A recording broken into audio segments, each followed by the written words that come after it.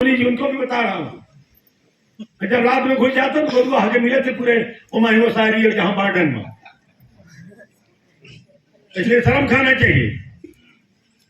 11 बजे 12 बजे इनको तो अटेंडेंस के आधार पर तनख्वाह मिलती कि नहीं मिलती? फिर कैसे तनख्वाह देते हैं? कौन पत्रक फाड़ के फेंक दूंगा? आदमी कहाँ है? आप बात मत करिए। पत्रक के आधार पर कहाँ पत्रक? कौन भरता पत्रक? पत्रक भरने वाला कौन? वहाँ रजिस्टर भी रहता है। आपको कई बार कहा रजिस्टर रखिए, वहाँ सरपंच के सामने दस्तखत करें, और नहीं तो 5 सदस्यीय समिति बनाइए, उनके पंच होंगे, जिला पंचायत सदस्य हैं। इन्हीं विधायकन के जनप्रतिनिधियों का प्रोटोकॉल मालूम नहीं है। प्रोटोकॉल का हो इनसे चरनिया ठन्नी वसूली तो चले कितनी खुश हो जाती। बस हमारी तो चुपगा हमारे चरनी में अच्छे से शिक्षा विभाग वाले आ रहे थे और तनख्वाह लगे कुछ तो महीना भर में सब ठीक है, स्कूल चल रहा। आज तक ही स्कूल ग्राम पंचायत के कामन का जानकारी नहीं दे पाए। अबे सदस्यता अभियान में सारे पंचायत बार हम गए, मझगमा गए, या झरी मझगमा कुनिया जेठवारा मझगमा, 55 लाख रुपया निकलेगा और काम नहीं में 55 रुपया क्या है? गांव के चलवाले की पकड़ के नहीं जाने पर ही दिखाए एक झुआ न गिट्टी न मुर्ग कुछ है नहीं, सड़के नहीं है, पैसा निकल के खाएगी। कितनी पंचायतें से पड़ी हुई हैं जहां पूरे मार्गदर्शक और पूरे हमारे विधानसभा के मुखिया बैठे उनका पंचायत देख लें, खुद पता चल जाएगी। वहाँ एक मिनट, ये दुनिया एक मिनट सुनिए करबाजी ज्यादा मत करिए, मुझे दिखाइए वहाँ, सुनिए, ज्यादा बकवास मत करिए, सुनिए। मैं सब कहूँगा, बिल्कुल कहूँगा, शांत होकर यार, मजाक बनाया आप लोगों ने। वहाँ कलेक्टर साहब से कहा, सुनिए कलेक्टर साहब से कहा, रुकिए मैं देखता हूँ कि क्या मैं जाऊँगा नहीं जहाँ रहते, मैं जाऊँगा जहाँ रहते हैं, वहाँ देखूंगा पटवाई रहते कि नहीं, 2 दिन वो स्थान बताए जहाँ रहते। कलेक्टर साहब से कहा, रुकिए सुनिए, अरे रुकिए, यहाँ तो संघ आप वरिष्ठ है, बैठिए। अब मैं फिर बताऊंगा ना, हाँ तो हट जाएंगे आप अपने, मैं हटाने जाऊंगा, कार्रवाई करवाऊंगा, ये तो बता देता हूँ। हाँ काम नहीं कर। कलेक्टर साहब से कहा, सुनिए, बैठ जाए। कलेक्टर साहब से कहा, जब ये असहायता व्यक्त किए कि मेरी नहीं सुन रहे, तो मैंने कलेक्टर साहब से सुनिए, मुख्यमंत्री उनका मंत्री जी फोन आया था, राजस्व मंत्री फोन आया था, क्या आया था, क्या पालन हो रहा है, जा रहे कोई क्या, कहाँ हो रहे हैं? 1 मिनट, अभियान चल रहा है, मुझे बताइए कि कौन पटवारी अपने हल्के में कहाँ रहता है, स्थान बताएं।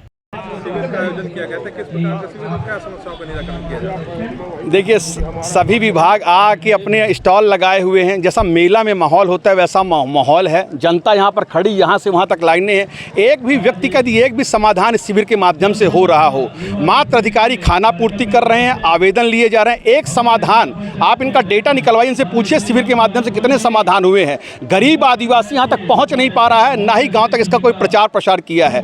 पूरा विकास खंड बंजगवा विकास खंड एक भ्रष्टाचार का गढ़ कल भी था, आज भी है और आगे भी रहेगा। गरीब की छाती पर चलकर यहाँ के जो अधिकारी कर्मचारी और बाबूशाही का जो आलम है, यहाँ के लोगों को नंगा करके छोड़ेंगे और आने वाले समय में विकास खंड अपनी बेरोजगारी की, अपनी बदहाली के आंसू रोता रहेगा। ये शिविर मात्र सरकार की एक खाना पूर्ति है, एक नाकामी है। जिले के अधिकारी यहाँ पर बैठे पर एक भी समाधान नहीं हुआ।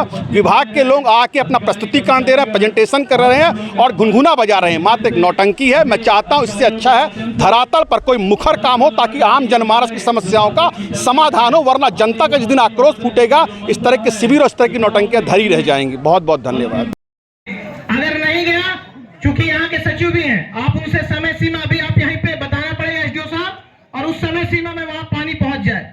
एसडीएम साहब आपसे भी एक आग्रह है, चूंकि यहाँ पे एक अतिक्रमण की कार्रवाई हुई थी, उसमें बहुत सारे लोगों का घर गिर गया था, जिसमें से लगभग 45 लोगों को पट्टा दिया गया था।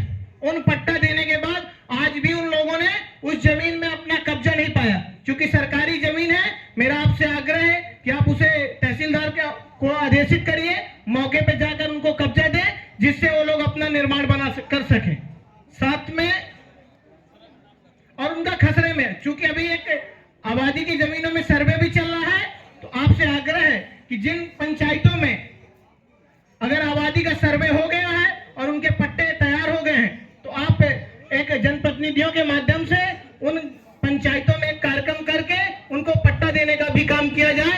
निश्चित रूप से माननीय उस समय के मुख्यमंत्री आदरणीय शिवराज सिंह चौहान जी की मांसा थी कि एक एक व्यक्ति भूमिहीन नहीं रहेगा, अगर वो शासकीय जमीन में रह रहा है तो हम उनको पट्टा देने का काम करेंगे। माननीय उन्हीं के अनुरूप आदरणीय एसडीएम साहब आपसे इसमें भी अनुरोध है। साथ में एक गोड़ान टोला की रोड का विषय आया है, क्योंकि वो लोग वहाँ जंगल के किनारे रह रहे हैं, वन विभाग के लोग भी सुन लें, उसमें वन विभाग की सीमा लगी हुई है और हमारी पंचायत की भी सीमा लगी हुई है। उसको तय कर ले दोनों विभाग मिलके और जल्द से जल्द उसकी रोड बना दी जाए, क्योंकि वहां आने जाने का रास्ता नहीं है, कभी भी कोई दुर्घटना हो सकती है। इसलिए मेरा विशेष आग्रह है एसडीएम साहब आपसे कि कल ही निर्देशित करें और कल ही वो जाकर मौके पे हमारा पंचायत विभाग जाकर उसको समतलीकरण कर देगा, जिससे उन्हें आने जाने की व्यवस्था हो जाए। साथ में एक गढ़ी घाट का भी मझगांव का विषय है, क्योंकि वहाँ स्कूल नहीं था। मेरे वहाँ पे आवेदन आए थे, मैंने अपने माननीय जनपद अध्यक्ष जी से कहा था, उन्होंने माननीय जनपद अध्यक्ष जी ने वहाँ पे एक सामुदायिक भवन देने का काम किया है। जल्दी वहाँ निर्माण कार्य शुरू होगा, लेकिन वहाँ आने जाने का रोड नहीं है। आप व्यवस्था करें वहाँ पे, क्योंकि अगर अधिग्रहण करना हो तो अधिग्रहण की कार्यवाही की जाए। अगर अधिग्रहण की कार्यवाही है तो उसे ऐसा किया जाए, या तो सामाजिक बैठक करके उनके क्षेत्र के लोगों से बैठ के वहाँ का रोड का भी काम किया जाए। हर अगले दिन वहाँ का एक बड़ा विषय बनता है, इसलिए मेरा विशेष आग्रह। अभी क्योंकि आवास की भी बहुत सारी समस्या आ रही है, मैं आप लोगों को माननीय इस मंच के माध्यम से, अपने जनपद के माध्यम से माननीय देश के यशस्वी प्रधानमंत्री जी का धन्यवाद देना चाहता हूं। उन्होंने पूरे हम लोगों को अभी निर्देशित किया, हमारे जनपद पंचायत ने सभी पंचायतों को भी निर्देशित किया है कि एक एक व्यक्ति का आवास का सर्वे कर लें, क्योंकि पंचायतों में आवेदन लेना शुरू हो गए हैं और जल्द ही उसके पोर्टल खुलने वाले। हम देश के यशस्वी प्रधानमंत्री जी के जब से बने हैं, एक एक व्यक्ति देने की जो संकल्प था कि हम पक्के मकान बनाएंगे, उसी की ओर बढ़ रहे हैं। कोई व्यक्ति पक्का मकान से नहीं छूटेगा और 2029 तक हम उसको पक्का मकान देने का काम करेंगे। इसलिए आप लोग अपनी अपनी पंचायत में जाकर, हमारा सचिव जीआरएस पंचायत में डेली बैठता है, आप लोग आवेदन दीजिए। उसके माध्यम से जो लोग पात्र होंगे सभी का नाम जोड़कर हम लोग 2029 के पहले सबका पक्का मकान बनाने का काम करेंगे। क्योंकि अब मैडम यहाँ पे एक आग्रह आपसे मैम कि हमारा बहुत सारे जीआरएसओ की शिकायतें आती हैं, क्योंकि अभी वहां पे आवास का सर्वे होना है और चूंकि आवास लोकल में सर्वे करेगा जीआरएस, तो निश्चित रूप से बहुत सारी शिकायतें भी आती हैं। इसलिए जीआरएस के साथ साथ एक जनपद का कर्मचारी या हमारा सचिव उसमें भी कई अन्य जगह का निर्देशित करके, चूंकि पोर्टल में सभी का नाम छूट जाए। इसी कारण मझगांव में 2018-19 में जब आवास प्लस की सूची आई थी तो मझगांव में एक भी नाम नहीं जोड़ पाए थे। इस कारण मझगांव आवास प्लस से रह गया, छूट गया है। इसलिए हमारे यहाँ पे सबसे अधिक अगर शिकायतें आती हैं तो आवास प्लस की आती हैं। इसलिए माननीय आपसे आग्रह है कि जीआरएस की भी चिंता करें कि अगर उस जगह की ज्यादा जीआरएस की शिकायतें आती हैं, अनंत जगह करने का काम करें। और इस शिविर में आए हुए सभी मैं साथियों को धन्यवाद देता हूं और साथ में सभी अधिकारियों को भी एक आग्रह करता हूं, जिन जिन विभाग की जो आवेदन आए हैं सभी का निराकरण करने का कष्ट करें। धन्यवाद। जय श्री राम, वंदे मातरम। माननीय विधायक जी आ चुके हैं, मैं उनका इस मंच के में स्वागत करता हूं।